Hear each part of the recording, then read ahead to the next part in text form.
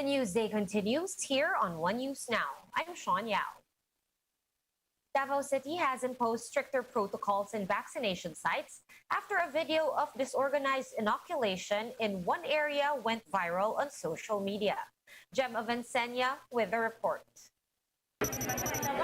In this viral video, hundreds of residents are seen crowding at a vaccination site in Kalinan, Davao City on Tuesday. Many of them said that they lined up as early as 5 a.m., but the queue became disorganized. Health protocols such as social distancing and the proper use of face masks were not observed. Davao City Task Force spokesperson Dr. Michelle Schlosser explained that most of the vaccinees arrived ahead of schedule. However, many became impatient, which resulted in a commotion. Ang ato ang paabuton is katong kung kanus agyud mag-open ang ato ang vaccination site kasi po kung schedule ninyo anang adlaw na definitely po matagaan gid mo basta moadto lang mo atong specified time nga open ang vaccination site. Schlosser has reiterates that Davao City does not welcome walk-in vaccinees to avoid overcrowding. She is also asking for the public's cooperation. Dili gid ta nag-allow walk-in. Katong mga naka-schedule anang adlaw na sir, again, ma-serve yun mo. We do not allow walk-in. Because of the incident, situation in Davao City's vaccination sites are now slowly improving. The Davao City LGU has put up additional vaccination sites to inoculate more residents. Security has also been intensified to monitor vaccinees and ensure compliance with health protocols. Wala jud mi naglisod kay dali lang man mi nakapila nya sayo pud mi naganhi. Mga naabot mi diri mga 4:30. Okay raman. As of Thursday, some 500,000 residents have received their first COVID vaccine doses, while 284,000 have completed the 2 shots. For News 5, Gem Avancenia, we are One News. The Health Department reports more than 13,000 new COVID-19 cases today. And that brings the country's total caseload to over 1.7 million, with 96,000 infections still considered active. Some 414 duplicates were removed from the count. And the virus killed nearly 300 more patients overnight, pushing the death toll to over 29,800. At least 175 cases previously tagged as recovered were reclassified as deaths. Recoveries have surged to over 1.5 million, with more than 4,300 new survivors today. Over 200 cases from the duplicates turned out to be recoveries after validation. And out of those 57,300 that were tested for today's DOH bulletin, 23.6% rendered positive results. The Health Department has thumbed down a fresh proposal to disclose the names of COVID-19 patients to the public. In today's DOH briefing, Undersecretary Maria Rosario Vergeres said the Data Privacy Act should be upheld. She added that necessary details should only be forwarded to concerned agencies for their perusal.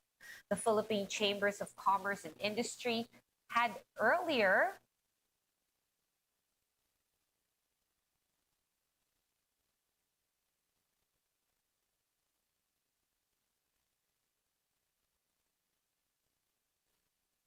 we need to uphold this kasi karapatan pang tao po yan, yung privacy na yan. So kailangan, ayon po sa batas, kolektahan lang kung ano ang necessary or importante na impormasyon and ibibigay lang sa proper authorities.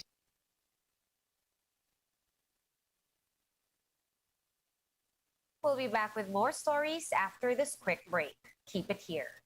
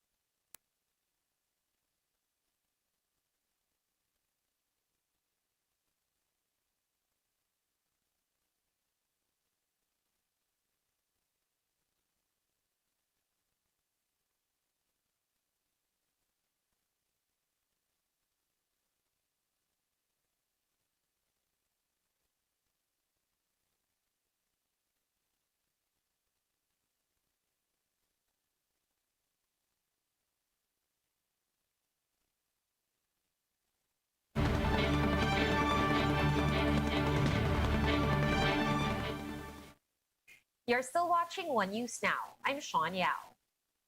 Some hospitals outside Metro Manila are back to putting up makeshift tents to cater to more COVID-19 patients. Shaila Francisco with that story.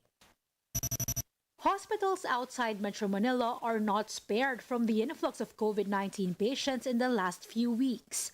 Like other hospitals, the Bulacan Medical Center has put up makeshift tents to accommodate more patients. All beds in this triage area outside the hospital are all occupied. That's why some patients have no choice but to wait inside ambulances. According to the hospital, due to a surge in patients, some of them wait in line for up to 6 hours.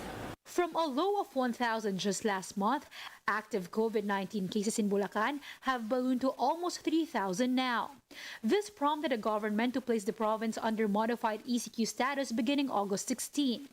Hospital officials say they could still allocate up to 100 more COVID-19 beds, but the problem lies with manpower. They have already sought the help of the national government for augmentation. Pwede naming yun, hindi aasikasuhin din. So, nadodoble yung trabaho natin dun sa triage at saka sa emergency room kasi nga dun sa dami ng walk-in plus yung pagka nagkasabay-sabay din yung kailangan uunahin mo yung mas severe na cases. Meanwhile, in Pampanga, the Jose B. Lingad Memorial General Hospital has advised patients to avoid walk-in. Detachable tents have been placed outside the hospital as an extension of the emergency room for COVID patients. More hospitals in Metro Manila are facing a similar situation. In Santa Ana Hospital in Manila, some COVID patients are being attended to at the parking lot. It also serves as a holding area for those waiting for their turns. Some 150 hospital beds in Santa Ana Hospital have been allocated for COVID patients. All of its 7 ICU beds for COVID patients are occupied. Ito naman po natin na nagkaroon ng surge in the past 2 weeks. May ibang patients yan, wala pa naman mga swab results. Or yung mga ibang pasyente naman po na symptomatic, of course, pag oxygen requiring, mostly mga moderate to severe na yung mga iba dyan. The Philippine Hospital Association says that medical facilities are also challenged by increasing cases of other infectious diseases like dengue and influenza due to the rainy season. Ang simptomas niya, kaparehas ng simptomas ng COVID. So yan ang nagpapagulo ngayon at yan ang isang dahilan kung bakit malaki ang mahabang pila sa mga ibang hospital dahil yung mga nag-aantay ng testing nila sa COVID. Almora adds that government hospitals are usually the ones bearing the brunt when there is a surge in COVID cases. Sa mga private hospitals na malaki ngayon, hindi nila pinapaantay yung mga pasyente gaano sa labas. Nire-refer pag hindi na nila kaya, nire-refer sa mga government COVID centers. So doon sa government hospitals, yun ang mahaba talaga ang pila. With this, the group has advised patients to contact the One Hospital Command Center to help them find medical facilities faster. Shaila Francisco, VR One News. And the DepEd TV program is back under scrutiny as we face another school year opening. Mobile journalist Stanley Gahete gives us the front seat to the story.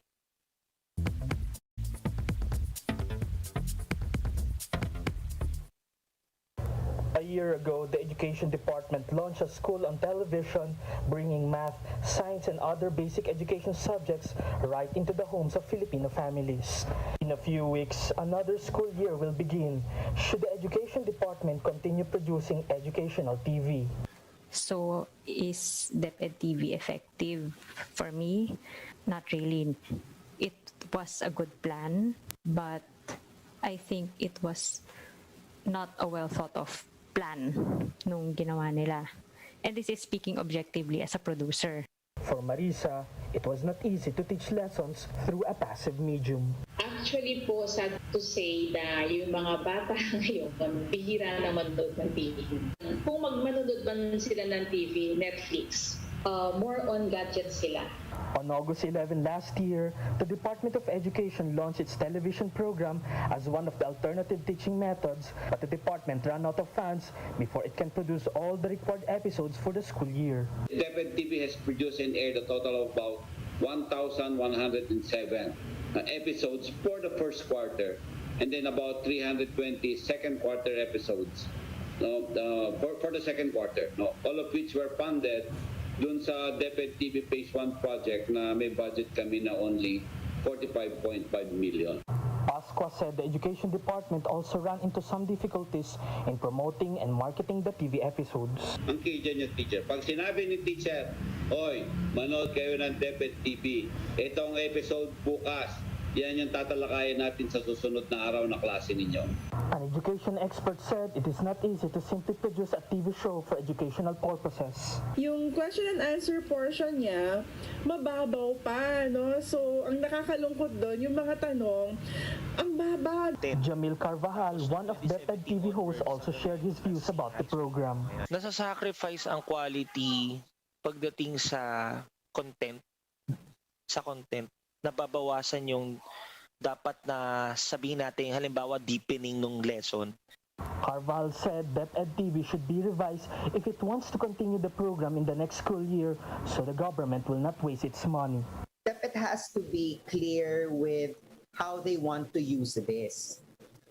They have to look at it in a holistic manner and plan when students would be accessing such a material. Hindi natin pwedeng iwanan ang lahat ng pagkatuto sa pamamagitan lamang ng radyo at ng telebisyon.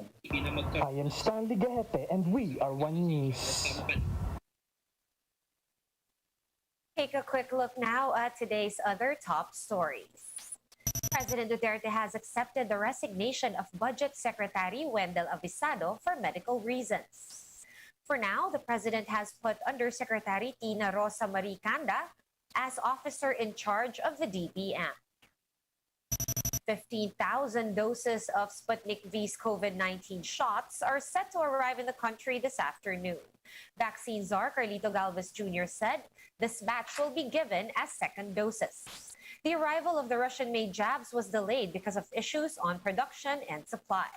Earlier today, officials also welcomed some 576,000 doses of AstraZeneca's vaccine, which were procured by the private sector through a tripartite agreement.